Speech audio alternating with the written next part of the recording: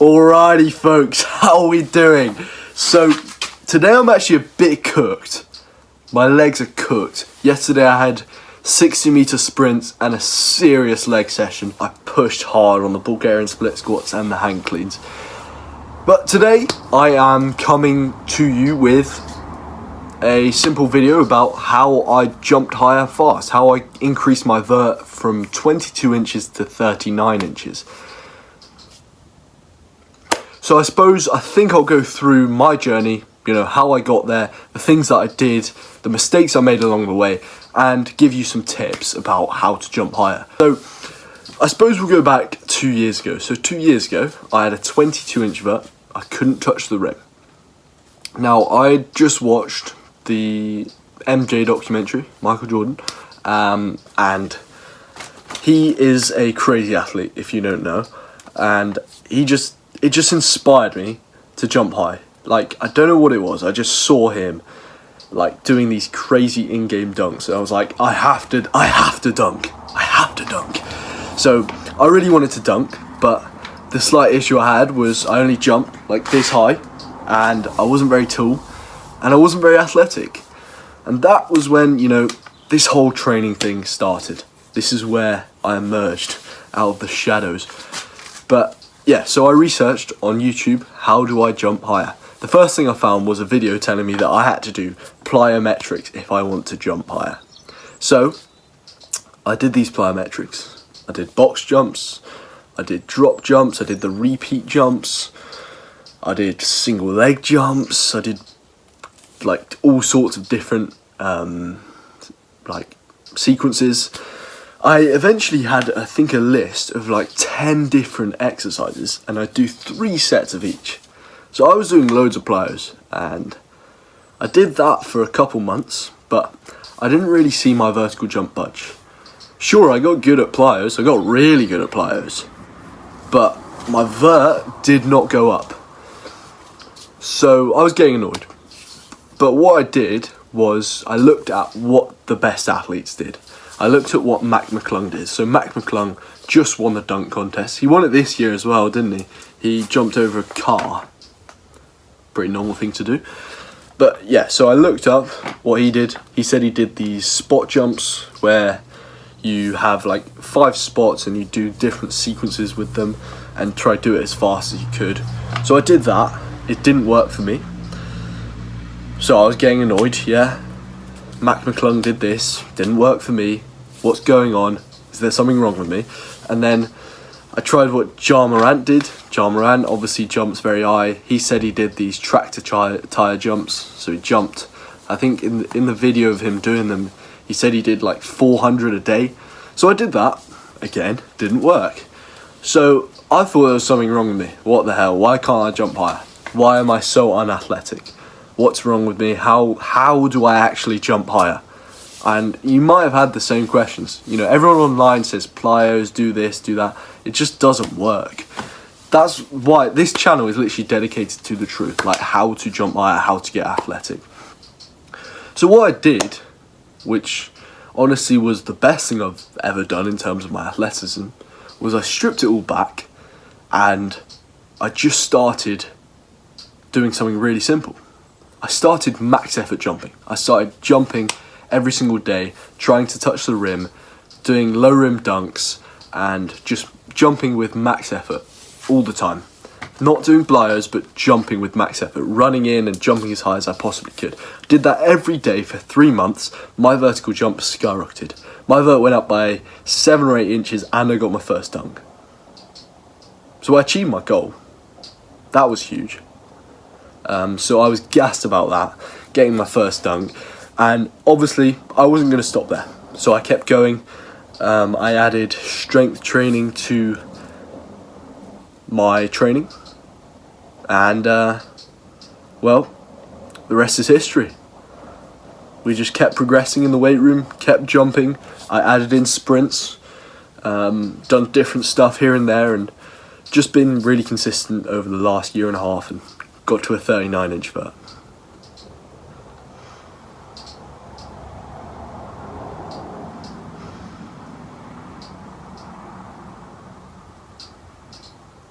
So I think what would be good is if I really got into the specifics and the nitty-gritty of different components. So we've already talked about jumping, but I like to go into that a little bit more. So the thing is with jumping is the beauty of it is that it self-intensifies. So as you get better and better, the jumps themselves become more and more intense and serve to continue overloading your body and spurring on adaptations. These adaptations make you jump higher.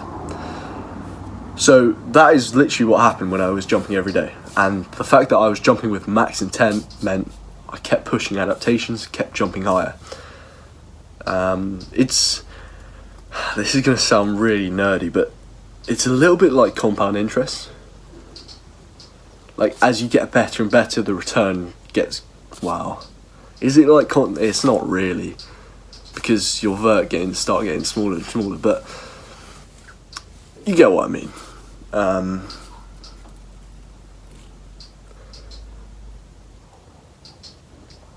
So my simple advice to you would be to go out and jump, max effort. If you want to jump higher, go out and jump.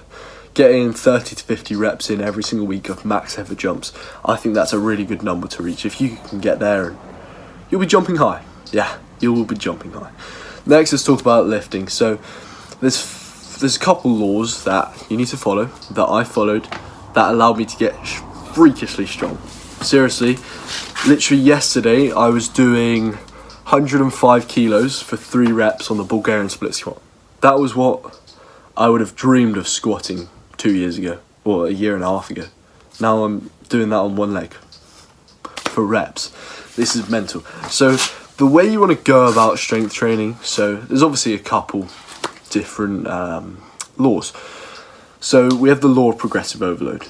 The best way I like to explain this, you've probably heard of it, but this is like the story of Milo of Croton and the bull.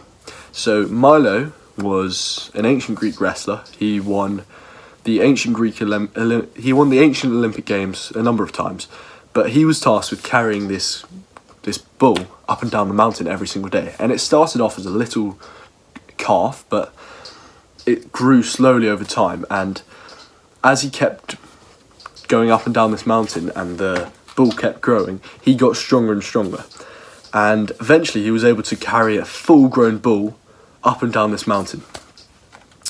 But if you'd have given it to him on the first day, he wouldn't have been able to do it. That is the power of progressive overload.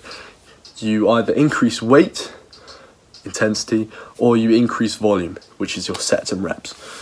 So increase one of those two every single week, you're going to get stronger, and that's going to carry over to your vertical jump. Then we also have the law of diminishing returns. So the same workout will work less over time. This is the law of diminishing returns. So the way this is explained is through a graph. Let's say you have vertical jump gains on the y-axis, and then time doing exercise on the x-axis. As you start, so let's pick back squats, classic, right? As you start, you're going to see crazy growth from it, yeah? But then that's going to slow down. Eventually you'll get to a point where it can't, yeah, this is like a curve, right? Eventually you'll get to a point where it can't increase anymore, and it stays flat, it's plateaued. And then as you do it more and more, eventually you'll get diminishing returns, which is where you get worse from doing that exercise. This is how it works. So the way you defeat this is, basically what I'm trying to say to you is, you can't do back squats you can't do back squats every single week for the rest of your life, or exactly the same back squats. The way you defeat this basically is the law of variety. So you vary different things, so you can have different variations of exercises. So a back squat, you have loads of different variations. So you have slow squats, you have squats where you pause, you have half squats, quarter squats, split squats. You have loads of different variations. If you want to know loads of different variations for exercises, I can name loads, but I'm not going to do that now. It's just a waste of time. So yeah, you defeat that with the law of variety. You need to change around your exercises. I think a good rule of thumb is don't do the same exercise. I mean, when I say same, I mean exact same. Like deep back squats to the exact same depth. Don't do the exact same exercise for more than 2 months. Obviously, this changes as you move from beginner to more intermediate. So if I was a complete beginner, I think you'd probably be alright back squatting for like 6 months. That would be fine. But as I'm just saying this because I don't think, well, okay, if you're a complete beginner to the weight room, you can do whatever for 6 months. And then you can start thinking about changing it around, because the chances are you're just not strong enough and you're not good enough at the movement. But as you get more and more intermediate and whatnot, you need to reduce, you basically need to increase your variety. I'm just waffling today, sorry guys. But yeah, so variety, really important. Next is the law of individuality. So the same workout will work in different ways for different people. So one athlete might see a vert gain of 3 inches by doing a certain exercise, whereas another athlete will see no gains from doing that exercise. But that doesn't mean the person who saw no gains is a bad athlete. It's just that they're different and they don't see the gains from it. But the chances are is that if they did another exercise, they'd see crazy gains from it. So take me, for example. I didn't see crazy gains in my vert from RDLs, but I did from Nordics. And that's just how it works. And for some people it'd be the other way around. But yeah, we're all different, and that's why a cookie cutter training program won't work, and why you can't just put down a training program and say, if you do this, your vert will go up by 7 inches. It's just not how it works. So that's the weight room. Then I suppose the last, well, I've got 2 more points to make really. So the next point I'd like to make is sprints. So I've been sprinting every single week since January 2024. And that has been deeply transformative for me. So that has made me fast, for sure. Way faster. Yeah, crazy. And by the way, I am a massive preacher of sprints. I think everyone in the world should be doing sprints, no matter what their goals are, because it caters to everyone's goals. Seriously, sprints are so good. They're the most advanced. It's the most advanced movement you could possibly do. And I have the way I see, the way I see sprints is like a multiplier. Right? If you want to make progress in your strength, sprinting is like a whatever, like 5% multiplier or whatever, 10% multiplier. It's just, it's like, it's an XP boost. Sprints are super good. Sprints definitely help me jump higher. Basically, it just makes you, it develops your fast twitch muscle fibers, which help you with jumping. It makes your tendons really stiff, so you can pop off the ground really quickly. Sprinting, super good. Sprint 2 to 3 times a week. I've said this in so many different videos. It's absolutely unreal. But sprint 2 to 3 times per week. Get in 100 to 200 meters per session. Time your sprints. Warm up before your sprints. Rest in between sets. Leave 24 to 72 hours in between sprint sessions. And if you follow all that, you're good. You're going to sprint fast, you're going to jump high, you're going to become a freak athlete, you're going to get jacked, you're going to have better endurance, you're going to, whatever, be a Giga Chad. Okay, so that's sprints, really good. Now, I'll just talk about consistency. So the problem is, at the start, you're going to suck, right? I sucked. I had a 22-inch vert, but if you stick with it long enough, something cool is going to happen. So in the beginning, you're going to have setbacks, you're going to be unmotivated, you're going to go, what am I doing? How is this going to work? How are these, like, I don't want to do these jumps, this is rubbish, I can't jump high. But if you stick with it long enough, you're going to get good, right? trust me, if you stick with max effort jumps every single week, after about 2 or 3 months, you'll actually start getting pretty good. Yeah, I can't put an exact number on it, but for me, my vert went up by 7 or 8 inches in 3 months of jumping every single day, so that provides some perspective. But just stick with it long enough, you're gonna get good. And when you get good, it gets fun, right? I didn't like sprinting that much to start off with because I was slow, but as it got better and better, it became my favourite part of my program.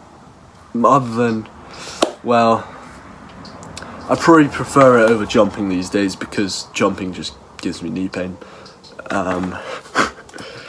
But yeah, jumping high and sprinting fast is so fun. Yeah, just stick with it long enough and you're gonna get good. It's gonna get fun. And then you won't stop. Then you'll keep getting better and better, and you'll be a freak athlete. People will be asking you how to get more athletic. Happy days, mate. And then you'll be in my position.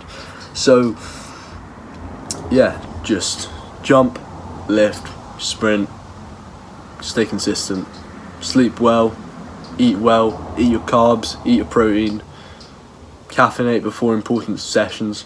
From that, you're in a very, very good spot. Trust me. If you do all that, you will be better than 99.999999999% of athletes. Happy days, mate. Happy days. But yeah, and then the world is your oyster. Yeah, when you can sprint fast and jump high, the chances are you're literally the best at every single attribute. Like, because I've done all this jumping and all this sprinting and all this lifting, if you give me any agility test, I'll do better than most people, even though I haven't done that agility test ever. Same with any jumping test, same with anything. You just become a freak athlete. It helps massively with sport, right? I think jump training is the best thing for any athlete, because even if jumping isn't a big part of your sport, the components of jump training make you very powerful, very strong, and very fast. And you also jump very high. And that allows you to dominate. And then you add on to that all the other attributes. You won't get pushed around like in a sport. You have insane agility. You're